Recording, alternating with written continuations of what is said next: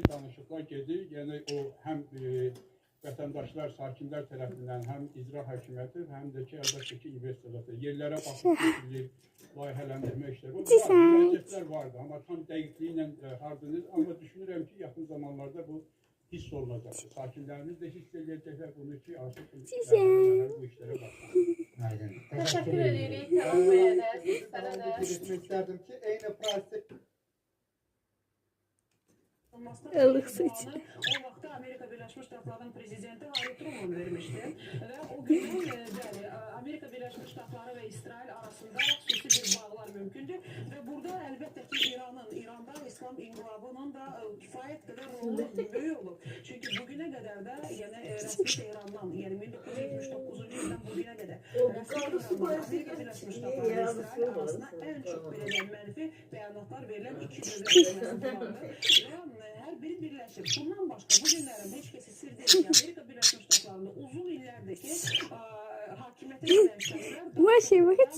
çox imkanlı, varlı Yahudi diasporunun maliyyə dəstəyi ilə də gəlirlər. Bu da ikinci səbəblərdən biri. Üçüncü, Amerika Birləşmiş Ştatlarında yenə heç kəsi sir deyil. Bunu əlbəttə politologlar da deyirlər, iqtisadçı ekspertlər də iddia edirlər, hətta hərbi ekspertlər də, icraçılar da deyirlər ki, Ilık su içinde. kənarda dayanıb baxan dövlətlər üçün Su yaz getdi. müəyyən bir maliyyə qüvvəsini harasa göndərən dövlətlər üçün çox gözəl bir maliyyə mənbəyidir və daim bəli deməli öz